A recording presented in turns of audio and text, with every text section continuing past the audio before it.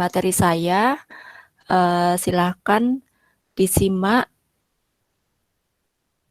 Nanti akan bermanfaat ketika kalian ujian. Setidaknya kita pahami bersama-sama apa yang menjadi poin penting dari mata kuliah HSM ini. Saya mulai dari materi yang terakhir, yaitu pengendalian hewan pengganggu. Tugas-tugasnya sudah saya terima, saya cek tetapi belum saya nilai semuanya, baru sebagian saja. Saya sudah menuliskan instruksinya di e-learning. Jadi sebaiknya kalian membaca setiap instruksi yang diberikan oleh dosen itu dengan teliti. Di situ sudah saya bold ya, sudah saya tebalkan beberapa. Jadi silahkan kalian membuat tulisan atau artikel tentang beberapa hewan pengganggu. Ya, jadi kalau beberapa itu lebih dari satu. Ada yang hanya menyebutkan satu saja. Nah, itu tentunya nilainya tidak maksimal. Oke, jadi lain kali kalau ada soal itu dibaca, jangan tergesa-gesa, dibaca sungguh-sungguh dengan teliti, kemudian dipahami. Jika ada yang belum jelas bisa ditanyakan. Nah, hewan pengganggu yang biasa kita jumpai di tempat kerja ya, karena tempat kerja kita yang berhubungan dengan bisnis jasa makanan itu identik dengan olahan. Nah, dalam hal ini saya menyebutnya dapur gitu aja. Itu ada banyak ya, tentunya lebih dari satu macam. Lebih dari satu macam dan jumlahnya juga tentunya dalam satu macam itu jumlahnya bisa banyak. Di antaranya yang pertama lalat ya, lalat ini sangat mengganggu. Nah, lalat ini indera penciumannya sangat tajam. Jadi misalnya ada bangkai gitu ya, bangkai tikus, kita belum bisa mendeteksi bahwa ada bangkai, tetapi ketika ada banyak lalat masuk gitu ya ke dapur atau ke suatu tempat gitu, itu bisa menjadi indikator adanya bangkai. Nah, itu juga yang sering kali terjadi pada kasus-kasus pembunuhan ya yang tidak diketahui. Jadi misalnya ada satu rumah dihabisi, kemudian tetangganya tidak tahu. Nah, pada hari ketiga biasanya curiga kok banyak lalat gitu. Nah, itu dari situ bisa menjadi indikasi adanya bangkai. Nah, ini apa yang harus kita lakukan? Yang pertama, pasang kasa pada lubang udara. Jadi pada lubang ventilasi itu dipasang kasa. Kemudian kalau adik-adik memperhatikan pada swalayan ya, swalayan yang besar yang menjual daging, ikan seperti itu, pada bagian area atau ini ya counter daging pada meat and fish gitu, itu ada tirai, tirai plastik. Biasanya warnanya kuning gitu ya. Ada yang transparan, ada yang maksudnya tidak berwarna, ada yang kuning transparan. Nah, itu gunanya untuk mencegah masuknya lalat. Kenapa? Karena warna kuning itu dideteksi oleh mata lalat itu gelap gitu. Jadi bukan kuning tetapi gelap. Jadi lalat itu nggak jadi masuk gitu ya karena gelap.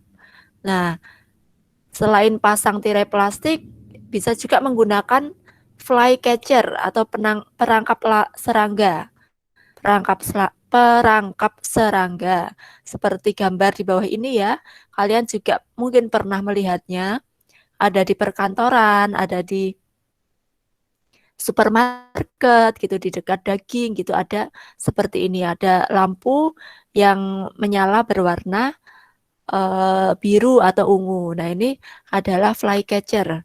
Kemudian jangan lupa untuk selalu menjaga kebersihan area kerja karena lalat itu yang dicari adalah tempat yang aromanya itu tidak sedap ya, ada yang kotor, ada yang bau, seperti itu dia suka. Maka jagalah kebersihan area kerja. Kemudian setiap hari sampah itu harus dikeluarkan, tidak boleh menyimpan sampah di dapur.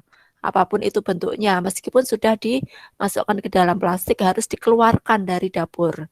Nah, kemudian juga harus menjaga kebersihan lingkungan. Itu diantaranya yang bisa dilakukan. Kemudian selanjutnya adalah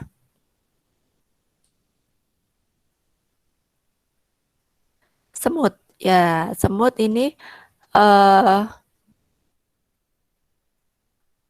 serangga yang banyak kita jumpai, yang tentunya sangat mengganggu.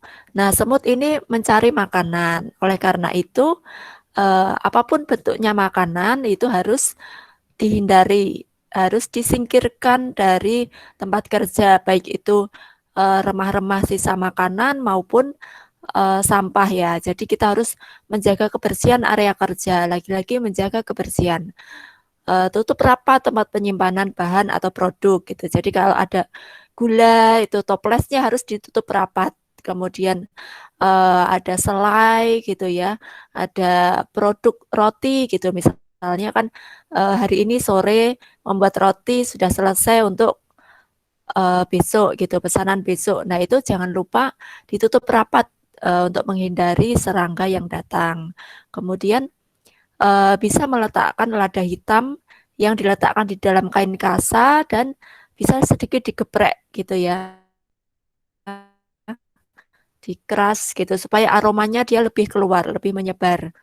Nah itu bisa kantung kasa yang berisi lada hitam itu tadi bisa diletakkan di tempat penyimpanan, misalnya di dalam lemari, lemari bahan ya, atau lemari produk seperti itu. Kemudian menutup celah atau lubang kan misalnya di pertemuan dinding gitu, Dek.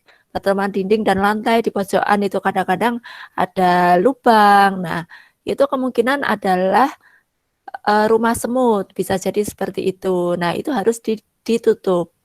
Bisa di semen rapat atau dengan bahan penutup seperti itu ya.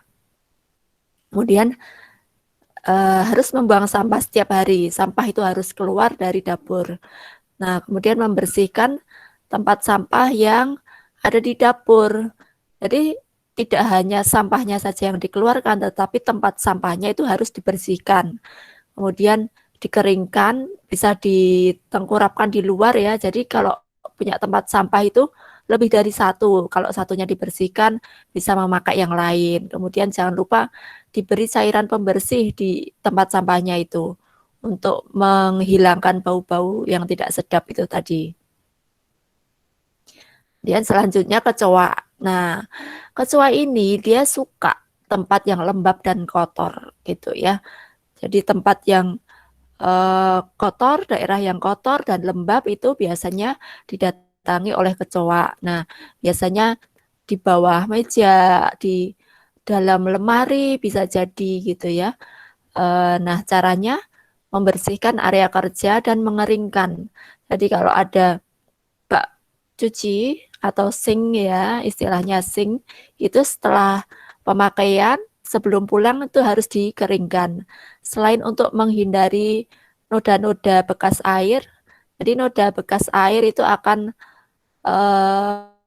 membekas ya di stainless itu jadinya tidak bagus dipandang, tidak mengkilap gitu, itu harus dikeringkan dengan segera. Dan juga untuk menghindari adanya kecoa, kemudian tutup lubang pada saluran pembuangan atau sink. Jadi lubang pada bak cuci atau wastafel itu harus ditutup. Kemudian bisa menyemprotkan cairan karbol pada lubang saluran pembuangan itu tadi. Nah, kemudian sirkulasi udara itu juga harus bagus supaya dapurnya tidak lembab gitu ya. Karena tadi tempat yang lembab itu disukai oleh kecoa. Kemudian cahaya matahari juga harus masuk dengan cukup tuh untuk menghindari kelembapan itu tadi. Kemudian menyimpan bahan makanan itu pada tempat yang tertutup. Nah, ini juga kan dalam aturan Islam tutuplah tempat air dan makanan gitu ya. Nah, itu salah satunya juga untuk menghindari adanya kotoran, adanya hewan, seperti itu. Nah, kemudian hewan pengganggu berikutnya ya tikus. Ini juga menjadi hama di mana-mana, tidak hanya membuat kotor dapur, tapi juga merusak nih ya tikus ini karena dia hewan pengerat. Jadi tikus ini sebenarnya dia mencari makanan, dia datang ke dapur untuk mencari makan. Maka bersihkan sisa makanan, jangan ada yang berceceran. Itu baik itu sampah ataupun sisa-sisa makanan itu jangan sampai ada yang berceceran. Kemudian keluarkan sampah dari dapur setiap hari ya, sama seperti pada kasus-kasus sebelumnya itu sampah harus keluar setiap hari. Kemudian sampah yang ada di luar yang belum diangkut oleh tukang sampah ataupun belum sempat dibuang itu harus berada dalam tempat sampah yang tertutup rapat. Nah, jadi harus ada tempat sampah yang tutupnya itu tidak mudah untuk dibuka oleh hewan gitu ya, untuk menghindari adanya kucing, tikus, dan mungkin juga anjing gitu ya, yang kemungkinan ada di sekitar area gitu, yang bisa membuka tempat sampah kemudian memporak-porandakan sampah-sampah. Nah, itu harus ditutup rapat tempat sampahnya. Kemudian tutup lubang yang bisa menjadi jalan masuk tikus. Nah, ini seperti ventilasi tadi, kasanya harus terbuat dari kawat, jadi kawat kasa. Kemudian celah antara pintu dan dinding itu juga harus rapat. Pintu dengan lantai juga harus rapat, jendela juga. Jadi setiap lubang-lubang yang memungkinkan tikus ataupun hewan masuk itu harus diminimalisir. Kemudian ventilasi ini sudah saya sampaikan tadi harus ditutup dengan kawat kasa. Nah, kemudian nyamuk. Nah, ini juga ini di mana-mana harus kita hindari ya. Di tempat kerja kalau misalnya ada nyamuk itu juga merugikan karena bisa menyebabkan sakit. Nah, kalau pekerjanya sakit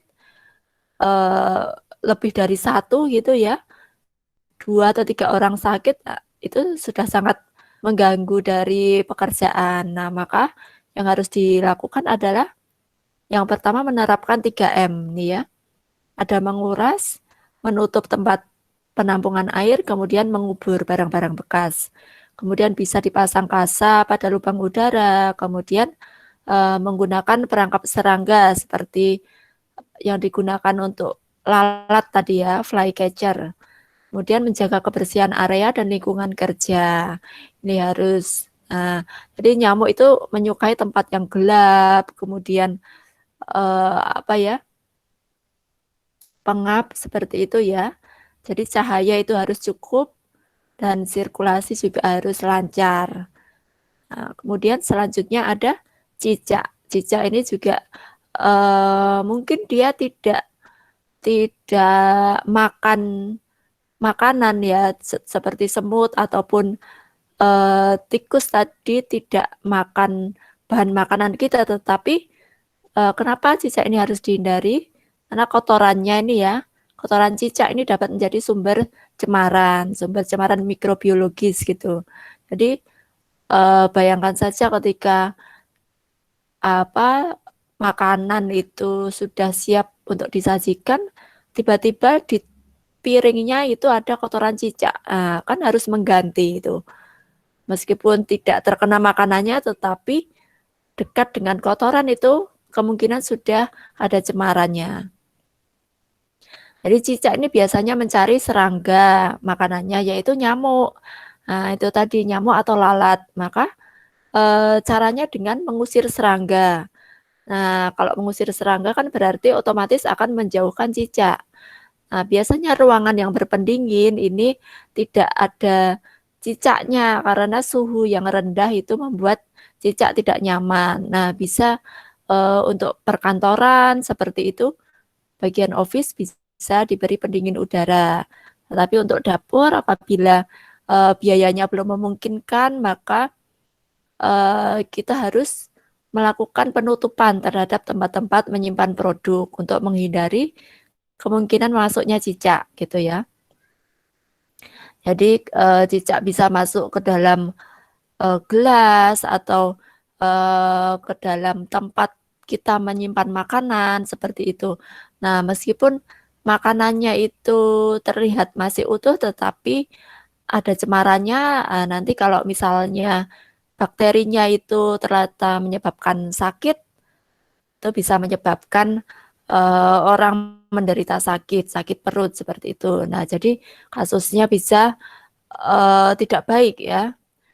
Kemudian bisa meletakkan bumbu dengan aroma yang tajam, misalnya seperti merica tadi ya, merica yang dikeras sehingga aromanya lebih keluar, atau bawang putih seperti itu di tempat-tempat tertentu untuk menghindari cicak. Nah, oke, itu tadi beberapa hewan pengganggu yang ada di area kerja, yang ada di dapur yang harus kita jauhkan. Nah, kemudian untuk perusahaan yang sudah ini ya mampu untuk membayar jasa, nah itu biasanya mereka menggunakan apa jasa ini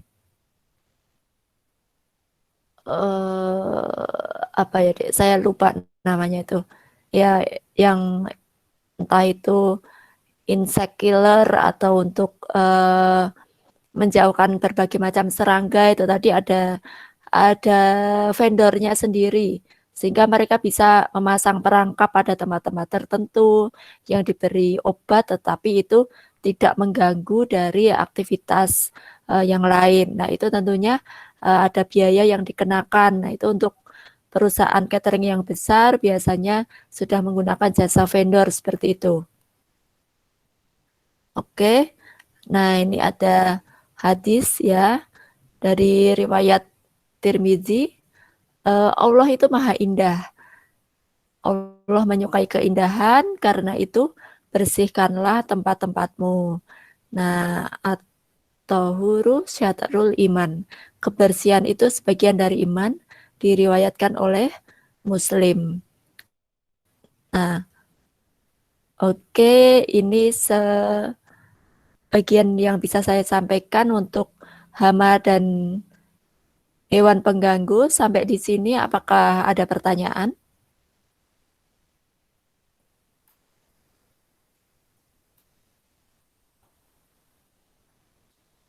Jika tidak ada, untuk materi ini saya cukupkan saja.